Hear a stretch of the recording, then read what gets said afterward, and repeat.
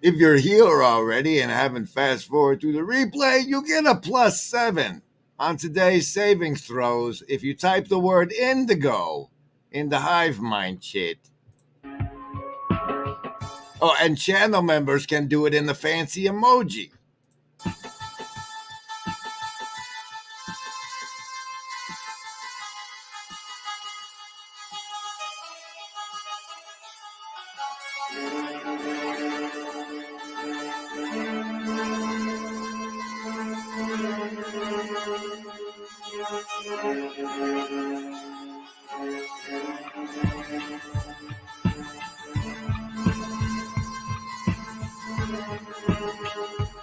Armor and wings are somewhat contradictory and anatomically difficult.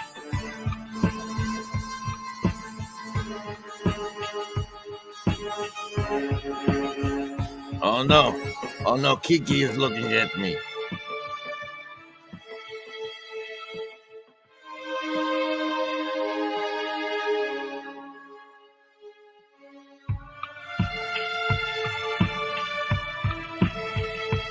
Hi, Parlato. Why it was not T.W. Arundel? In Twitch with his Questrarian. I saw that someplace else just recently. I forgot. Carol Belden looking the house. Mosley. Hey, Mosley, how's it going? Yes, there was a Kennedy moment just prior to the stream. It ended up in me writing something on a card. Look at that, a +7 to this one. That one. Nidalet, Kurt to Kurt, Clint D. Lion of College Station. Look at this, and Parlato rocking it in. And there's Steven getting Pastor Paul cred. Hi, Amanda. Hi. Oh, wait, you guys are here for the banding, right? Let's open with this one. What makes you assume that I'm not about to feed you all to the crocodile? What makes you assume that I'm not about to feed you all to the crocodile? What makes you assume that I'm not about to feed you all to the crocodile? That's very exciting. Hello. I see the assassins have failed.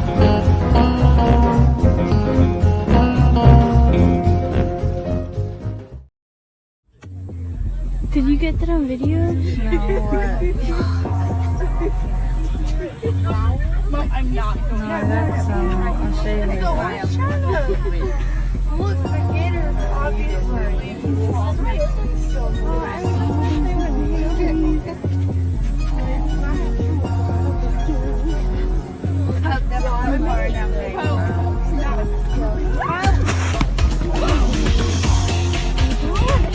Baxter with the +3 from Exponent. Send me that. Send me that.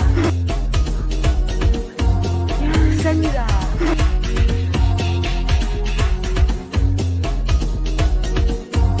Send me that. Send me that. Hey, yo. I just feel bad for this game. My God, someone's just trying to get you. Yeah, it's okay.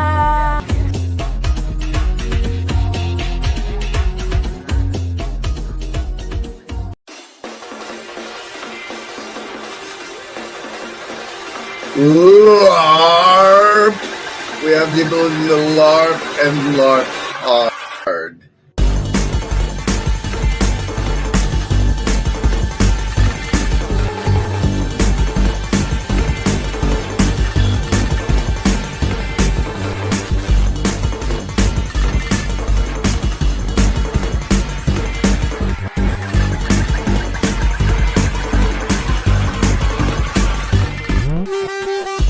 LARP.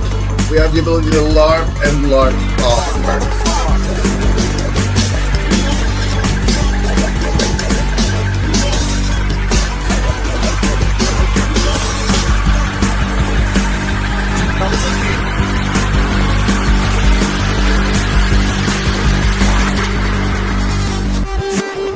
That was a McMo one, I think. I believe that was a McMo masterpiece. I think that was his stylistic impression, signature thereof. Okay. No, you gotta turn the thing off there. Oh, well, rejoice, everybody. You're here for the Ask Not What Science Can Do for You Covenant question stream from October 16th. Rejoice.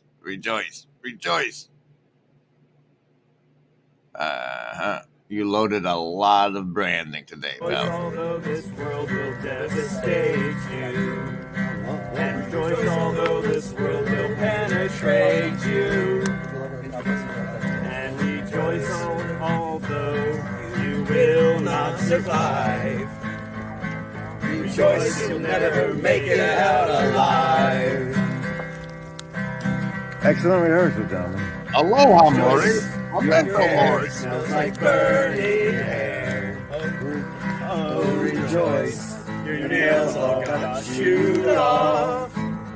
Oh, rejoice. And holy fuck, you're bleeding there.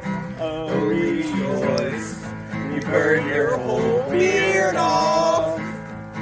Rejoice despite the fact this world will hurt you. And rejoice despite the fact this world will kill you.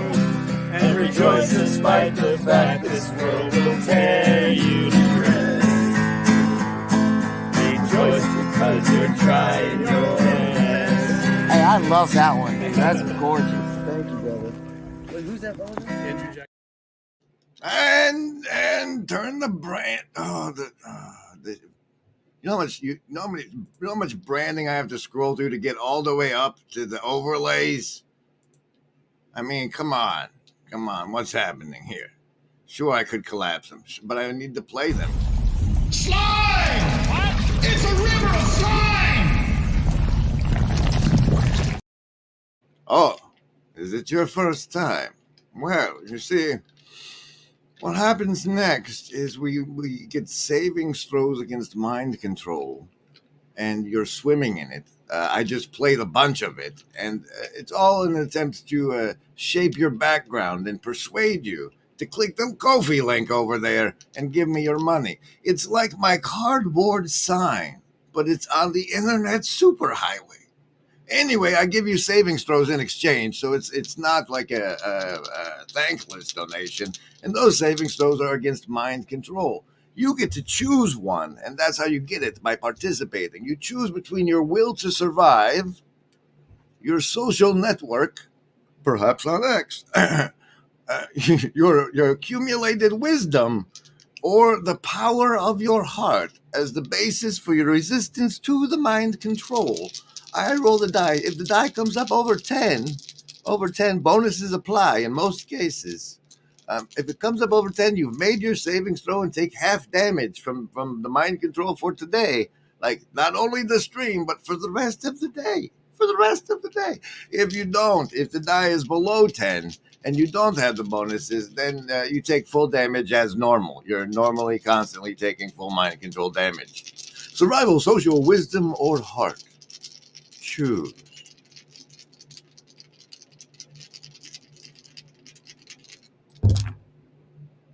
Survivalists with a 4. Socialists. It's you got on the crux of the container with a 19.9. So take whichever one of those you like. Lovers of Wisdom with a 17. 17, prime 17. You're making well and hard, folks. 7 of your chakras are firing, but you need a plus 10. Indigo kids, that's an 18 for you. 18, you're doing well. That's 2 9s worth. Is everything all right in here? Yes, Nanny. We all know that there is no agency any living gent can see doing what is right for me. Is lifting up my bro so he can grow some eyes to see that doing what is right for me increases all our agency.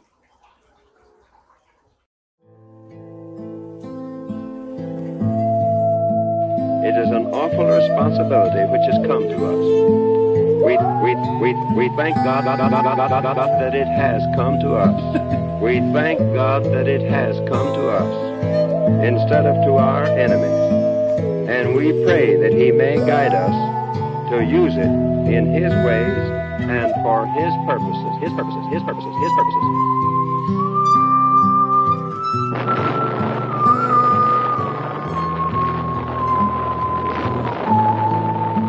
Captain Behan, what was your most outstanding experience on this historic flight?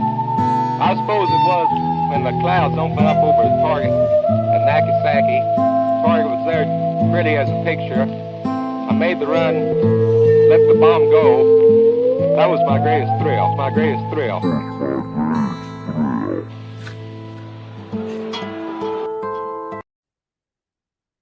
I want people to recover how to cultivate meaning in life and wisdom, so they have wise meaning and meaningful wisdom, such that they can fall in love with beauty, truth, and goodness, and ultimately fall in love with being again, and continue to do so for the rest of their lives.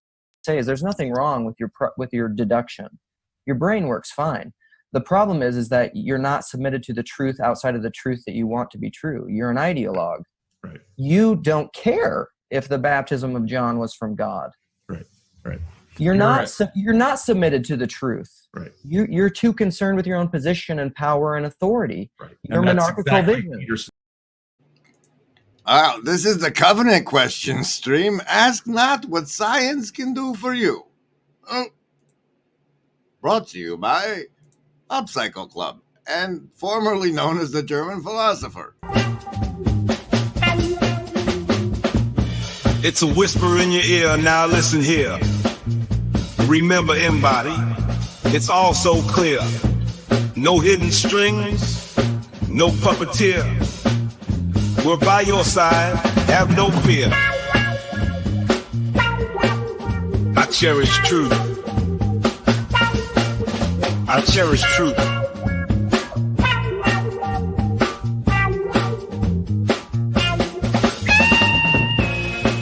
Remember, embody, there is no agency.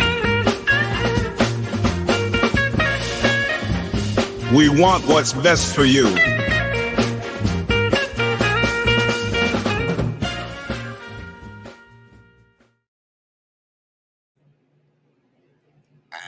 Special shout out to someone for joining the Shadow Cabal, bringing us 66% of our goal, which is a variable goalpost, as it has to sustain me whilst I plan our newest series of events live for Dark Winter Season Year 5 of LARPgate, the Deadwood Estuary Fire Camp Potlucks.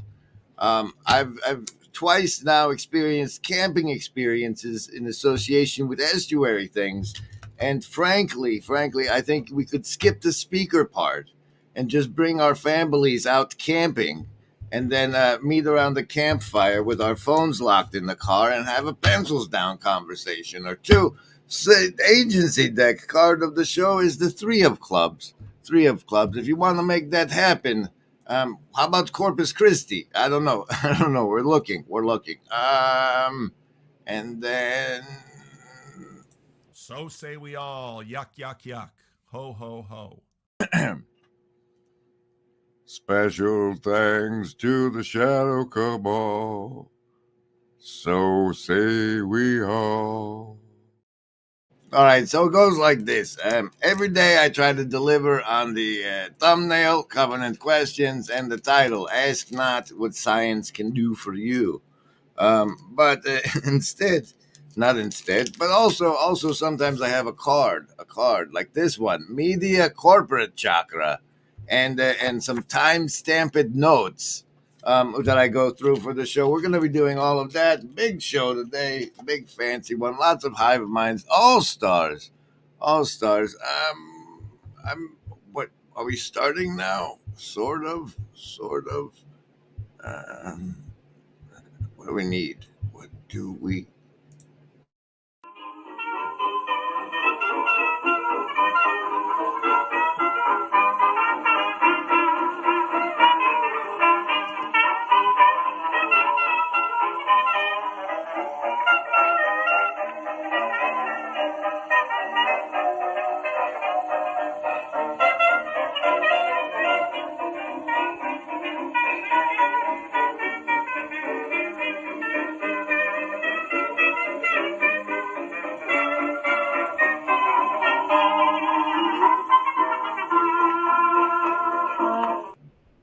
And so while we're doing this for science, we're doing this for science, and we're also using the technology tools developed by it.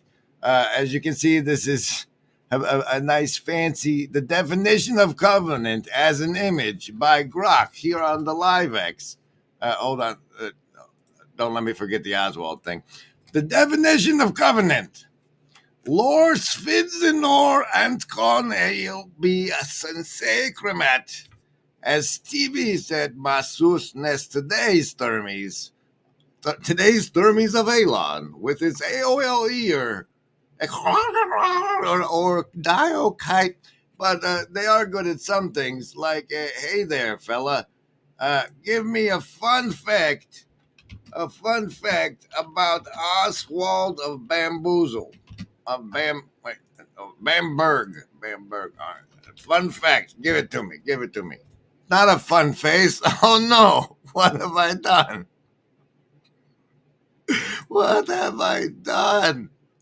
Now I'm going to hell again. Son of a. All mankind is dominated by a sun dish. Domination. To the right. Domination. It is frail. The dream has its own limitation. Let's get back to your dream. What does the dream say? We need more psychology. We need more understanding of human nature, because the only real danger that exists is man himself.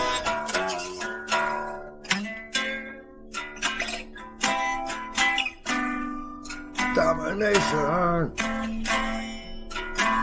It is frail.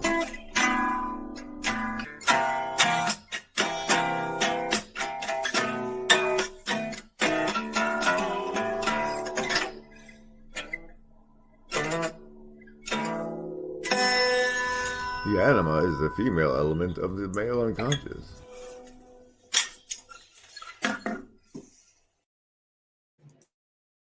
Pardon my iconostasis, but another thing that happens on these streams a lot is what I often refer to as adjunct professing on this Pastor Paul's daily daily video. He doesn't got the chutzpah to do a live stream every day, or the timing. Anyway,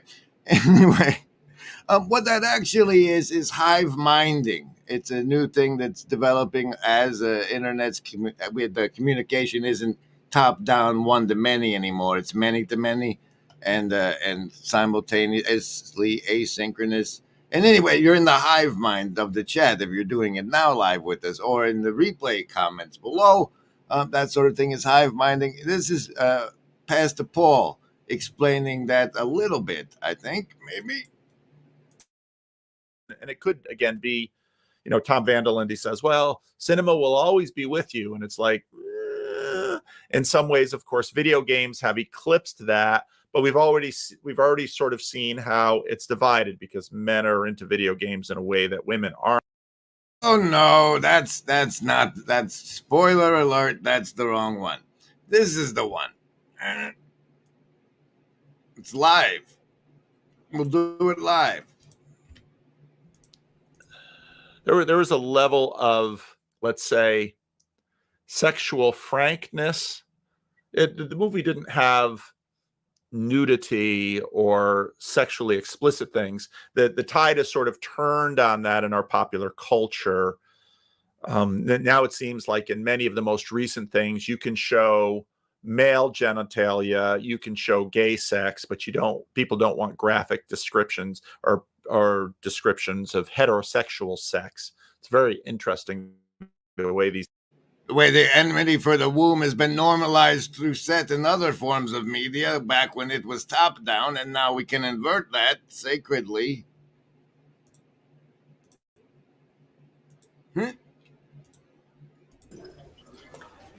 I know what you want.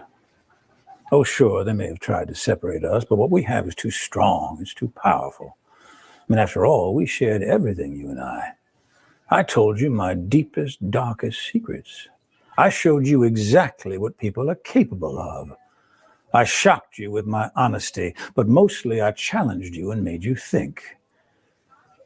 And you trusted me, even though you knew you shouldn't. I would say that as spokesfrog, I'm announcing that there's something polluted about the water in which we're all swimming and that we better clean it up, or there's going to be the frog is about to go into a dark winter.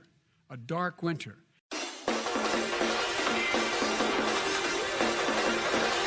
LARP! We have the ability to LARP and LARP hard.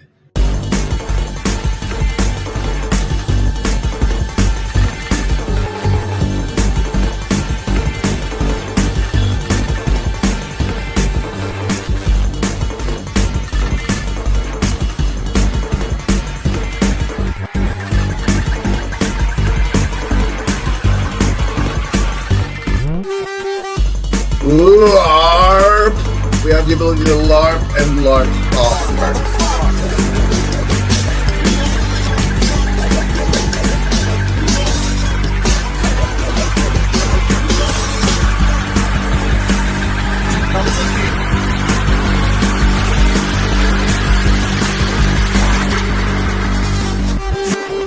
That was a McMo one, I think. I believe that was a McMo masterpiece. I think that was his stylistic impression, signature thereof. Okay.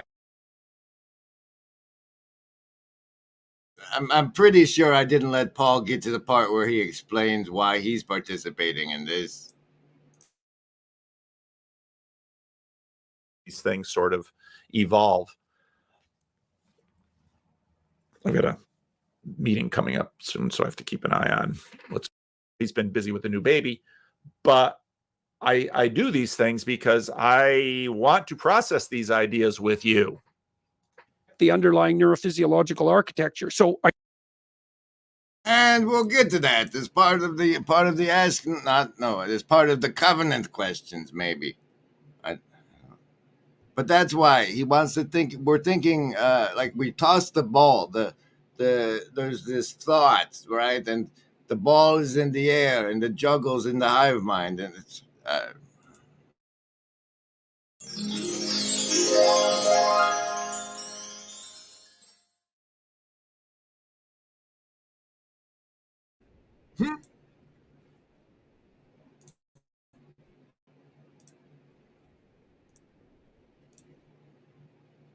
Did you guys lose audio? I had a pop-up message. Are you getting? Oh, hey, look at this! Look at this bathroom building girl, dad, dude, has reached us to 73% of our goalpost moving goals.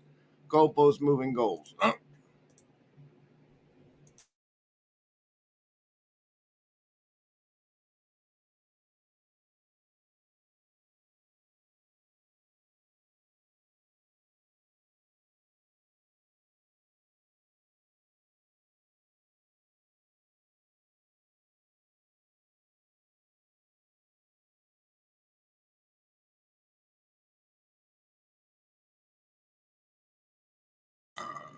Both know it's never won me back. Of course, some believed everything and have just been waiting with bated breath to hear me confess it all. They're just dying to have me declare that everything said is true and that I got what I deserved. Wouldn't that be easy? If it was all so simple. Only you and I both know it's never that simple, not in politics and not in life. But you wouldn't believe the worst without evidence, would you? You wouldn't rush to judgments without facts, would you? Would you? Oh, gosh. All right, and then.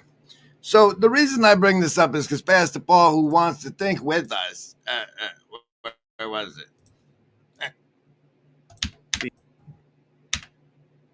Present because Sam just had a new baby.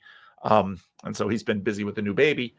But I do these things because I want to process these ideas with you. All right. Well, you know that iconostasis thing you've been ranting about, how we had Frodo in this other cutscene? It's the other timestamp. This one. There was a level of, let's say, sexual frankness. The movie didn't have nudity or. Oh, that was not a movie. It's a Netflix rom-com, and you're still paying Netflix. Shame on you. Okay. You need a lot more branding in your life. Guys, I'm back. Special thanks to you. I felt disabled not being able to play the branding. Really. Here's some of my favorite brand. Camera set. Set. Sound set. Set. Roll it. The laws of probability and chance indicate if an infinite number of monkeys are given typewriters and allowed to peck away for an infinite time, they will eventually produce all the world's great literature. But in the process, we find monkeys, like humans, also turn out quite a bit of absolute junk. Action. In voice recording, the essential quality we must strive for is intelligibility. Cut. That was good. Good. Very good. Do you think it was me, CB? Do you think it was really me? You were sensational, Pussycat. Just sensational. We did it, CB. Another great shot. Okay for sound? Hello and welcome. Welcome, everybody. Welcome back. It's so much easier when I can hide behind the branding, and I'm glad you're here for it. All right. Now you see we're talking about Pastor Paul and his iconostasis thing, and how, like, the Orthodox Church has the icons and the iconostasis between the peoplers and God. The peoplers and God. And now we have the Hollywood iconostasis between the peoplers and Hollywood. And that's that. And so this thing here that I just subjected you to was really fascinating, because it's really the first time a demon that's up the butthole of an actor expressed himself beyond the fourth wall, because his character was known for doing it. He did it again with Tucker, and we should probably really, really look at that one closely. Approaches are, that's where the alignment is between Grim and I. Okay, so what is bringing down the fourth wall project, Grim? A terrible spell. And part of that spell, the humans have the campfire circuitry. For whatever reason, probably because it... So, like, the television engages that. And, like, that's when your tribal elders are passing on information and stuff. So, like, those things are hijacked and make everybody feel like they're audience. And, like, if you watch characters in series that do break the fourth wall, and that's what the fourth wall I'm referencing when I do it. It's the wall that behind which you are audience and not a human. So. Okay. Hashtag paintball for Jesus, @GrimGrizz, hashtag break the fourth wall. So like you do like break the fourth wall that doesn't exist and be like, break the fourth wall a little bit. You really helped me break the fourth wall. Like, you know, it's just people. Good poetry is definitely it's definitely always trying to break the fourth wall. Always tried, as Grimgris says, to break the fourth wall to the degree that I can. And since McMo, since Steven says I create an iconostasis with his saints and my cards, the casino deck card for the show is the 10. 10 of diamonds. Welcome, everybody. I hope you're having a fabulous time. We've just gone over how what we're doing is hive-minding participatorily. And that's how Paul's, we're thinking together. And it's, I told you it was like little popcorn balls in the ball thing, right? And then there's this angle. Like you give people propofol, you take them out of consciousness. It's a general anesthetic. And as you bring them back in, what you can see is when they're unconscious, the brain breaks down into local networks. And then when they become conscious, it reconfigures as a multi-scale small world network. And that, of course, lines up with Tononi's theory in some pretty important ways. Or a similar way, you can, I forget what it's another anesthetic was used, and I was talking with Brett Anderson about this recently, and you bring people back, and you can see also self-organizing criticality kicking in again. And that's because the firing and the wiring actually mutually constrain each other. And you can actually do this with binocular rivalry, too. So you have an image that's presented to two fields of vision, and they can't be held together, and so phenomenologically you switch between them. And then you can see the self-organizing criticality. This area is firing in synchrony, corresponding to seeing the triangle, and then that breaks up criticality, and this area fires in synchrony when you're now seeing it as the square. And you can actually track the consciousness with the flipping of the self-organizing criticality. So it's already being done experimentally. And then the thing about those is they're not neuroanatomically based. They're functionally based. And what's important about those is they actually point to more comprehensive models, because self-organizing criticality and small world network formation also reliably correlate with measures of general intelligence, which supports the argument I was trying to make that there's a deep connection between the machinery of intelligence and the machinery of consciousness. And so you can start to get empirically tractable ways of testing the very theoretical proposals I was bringing out. And before YouTube wipes it all away, wait, no, that's the next line. First line is, thank you for supporting the Ko-fi link. No, since that was a piece of Reiki explaining small world networking a little too quietly, we'll give you the Canadian saint of the day, the Six of Diamonds. The Six of Diamonds, as we refer to our evil robot overlords, Grok. Why? No, you didn't. Look at this. It just lies. It just lies. It says, give me a fun fact about Theonis of Alexandria. And it says it generated an image, but it didn't. There's no image. Maybe that's the fun fact. Maybe that's the fun. What's even happening now?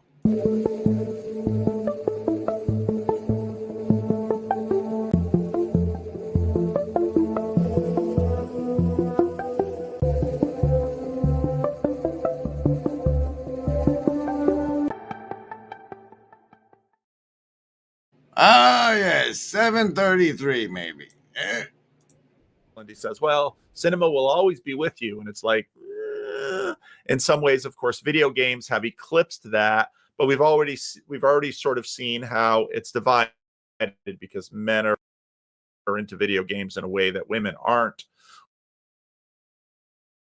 In some ways, of course, video games have eclipsed that, but we've already sort of seen how it's divided, because men are into video games in a way that women aren't. Women are into rom-coms. Men are into men are into video games. Those aren't men. No. Other kinds of heroes' journeys. And so actually we're seeing a battle of the media and the genres going on right now. It's the hikikomori from which I'm building my lobster monkey army, but it's lobster monkeys. Now, I thought the recent Lex Fridman Jordan Peterson conversation was outstanding. Jordan, I think, was able to quickly articulate a number of things with the kind of clarity and focus that I don't think I've seen for a while. I mean, he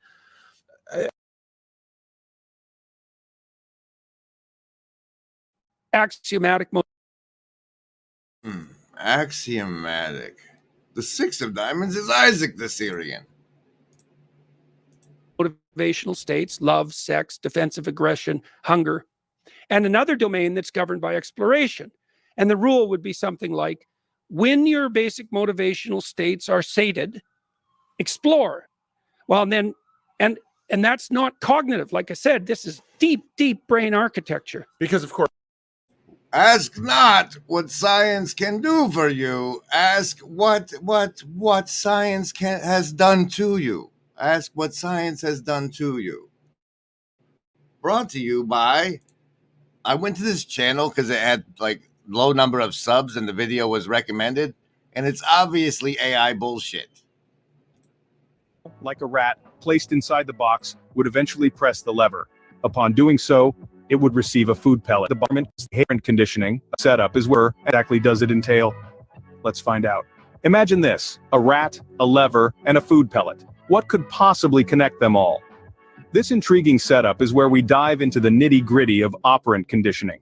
Operant conditioning, a concept pioneered by B.F. Skinner, is all about the interaction between behavior and its consequences. Skinner devised a clever apparatus popularly known as the Skinner box to demonstrate this concept. This box was a simple, controlled environment containing a lever and a food dispenser. An animal, like a rat, placed inside the box would eventually press the lever. Upon doing so, it would receive a food pellet. I think I'm pretty obviously saying the video games are a Skinner box, President Foxman. A Skinner box.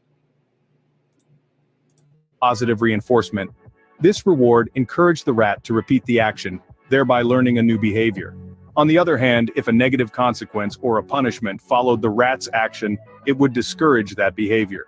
The crux of operant conditioning, then, is learning through the consequences of our actions. It's a powerful tool in shaping behavior.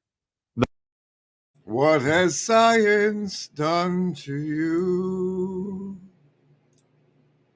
And then, wait, no, close that. This.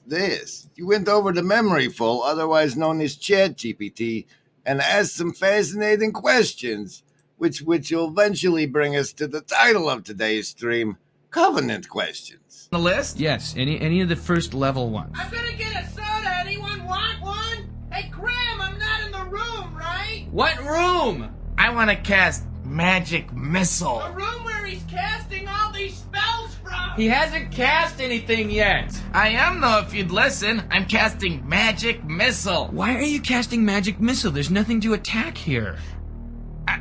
I'm attacking the darkness.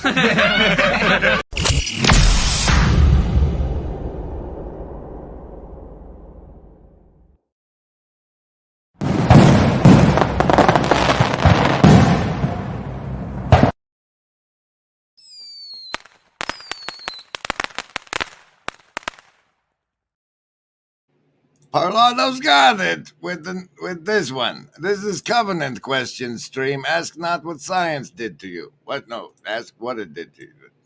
Don't ask what you word. Right, then here on the Spatch is attacking the devil in all his works, and one of his works is ChatGPT.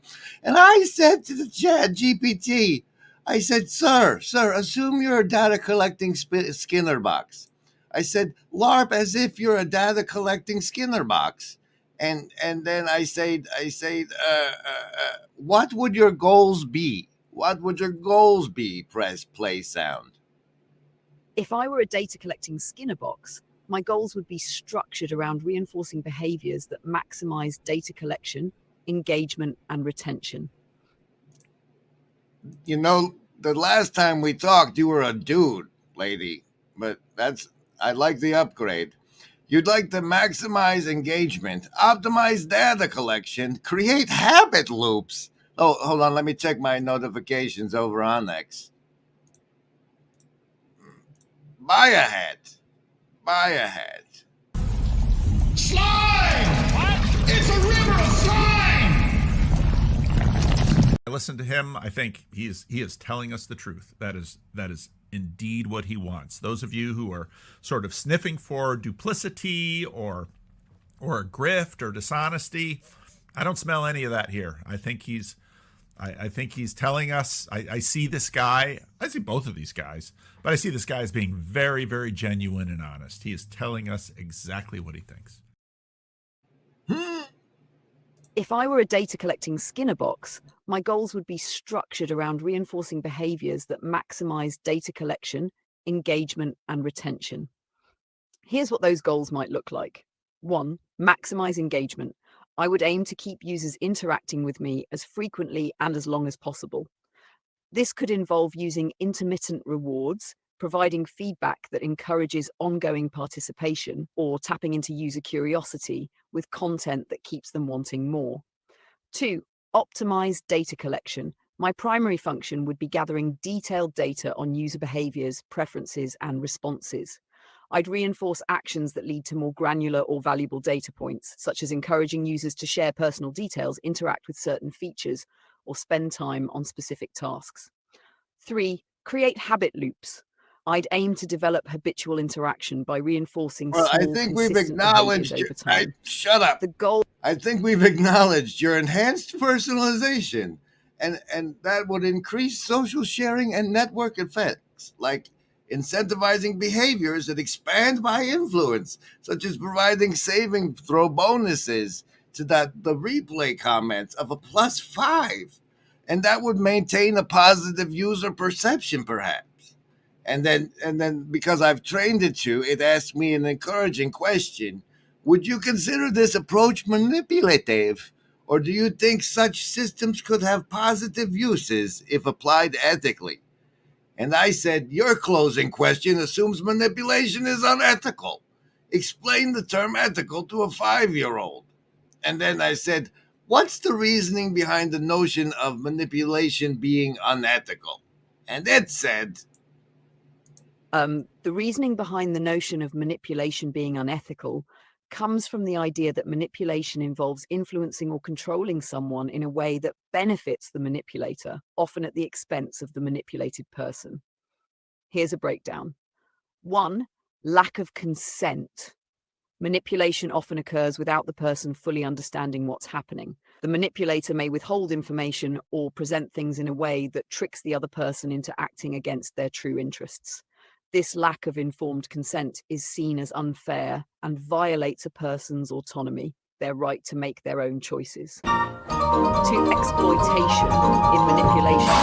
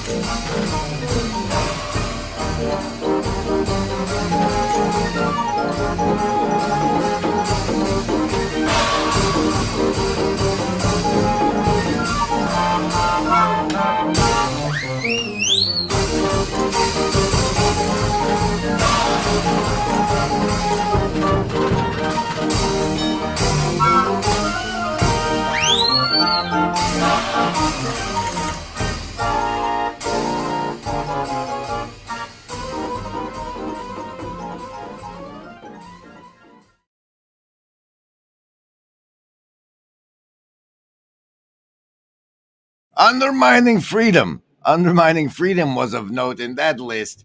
It says ethical systems generally value individual freedom. People should have the right to make decisions based on clear, honest information. People should have the right. Should have the right. If they should have the right, that implies they don't have the right, right? And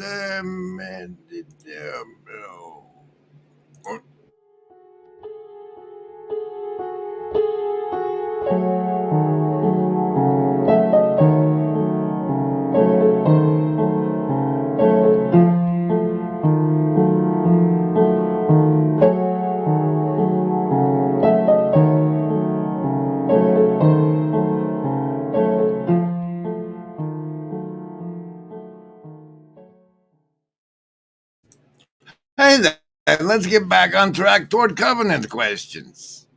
There you go. Sarai having a child, whereas Jordan's telling of the story and sort of telling of the Abrahamic story as a hero's journey doesn't really bear much on the miraculous conception of Isaac. And so it's interesting that I can see, I don't think Jordan's telling of the Abrahamic story is in any ways illegitimate. I think that is an aspect to the story where Abraham is called out of the land that he knew, and he's called into a land of uncertainty. And so you can take the Abrahamic story and attach it to the hero's journey. But textually, that story much more focuses on what for Abraham is the crisis of barrenness.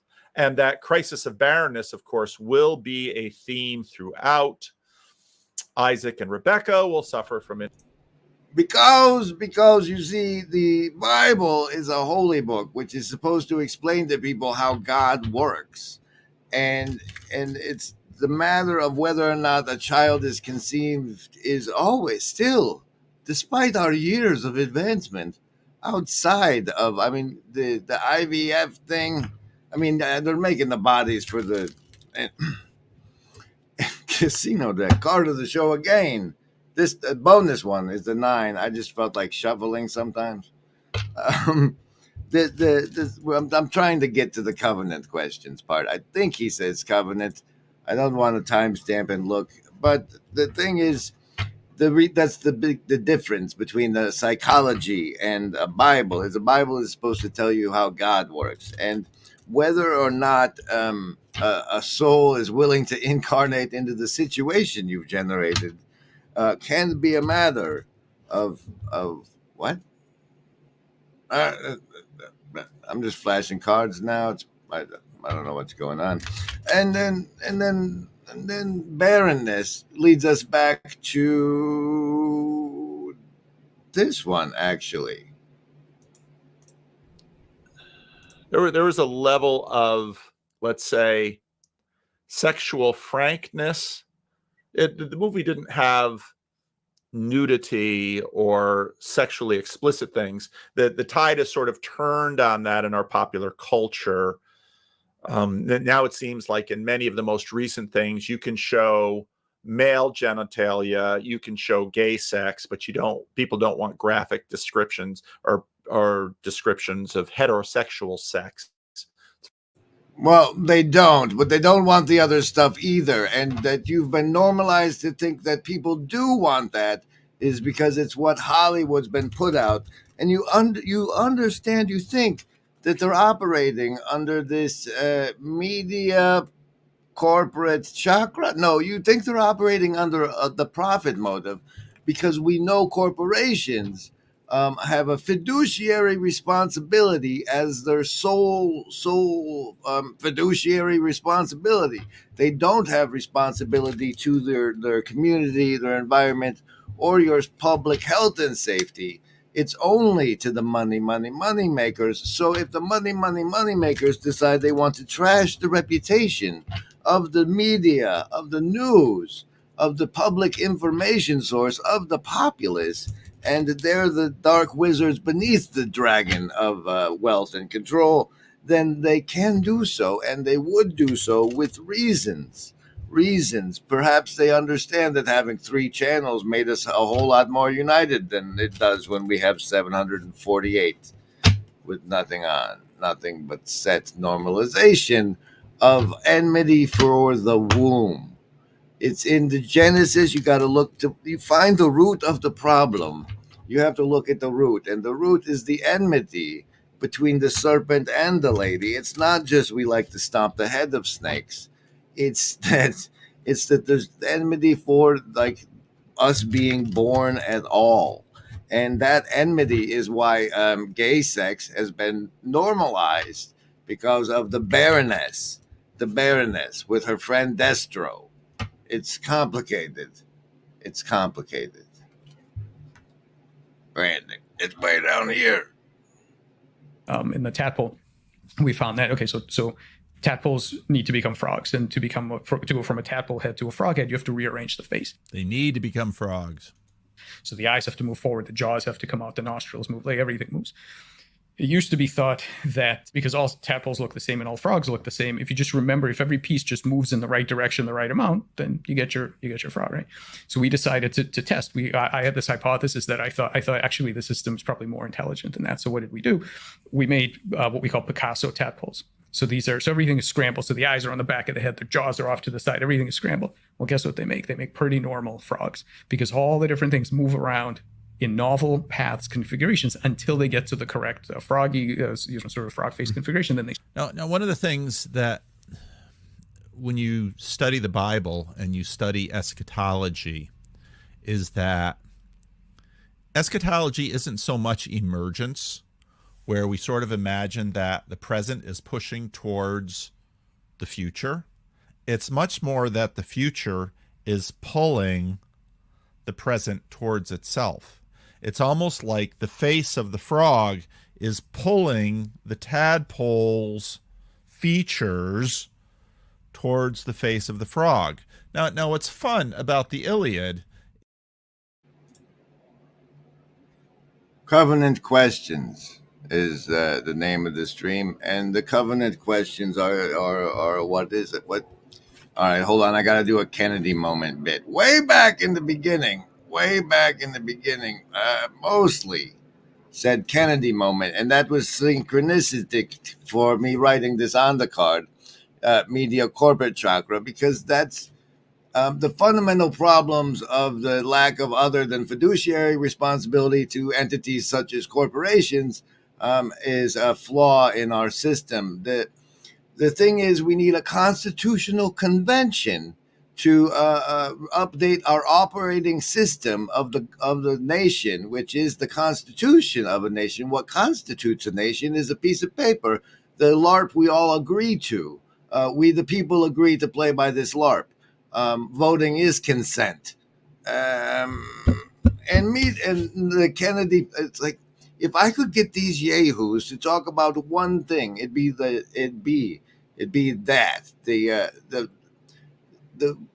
because the people that print the money control that more than the markets do. Media corporate chakra. So that was a Kennedy moment. And now, after some branding, I will get to the covenant question. Sorry, it's a day. We're having a day.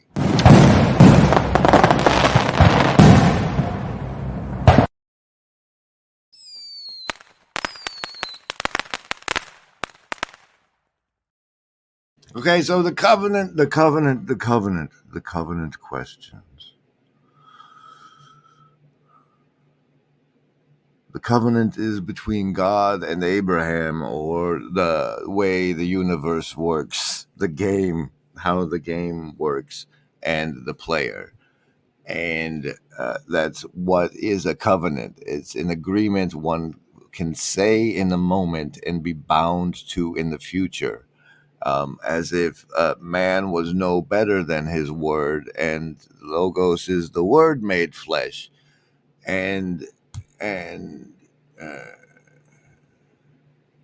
there's this really great bit where I go into, let's see, I asked, where does it get to?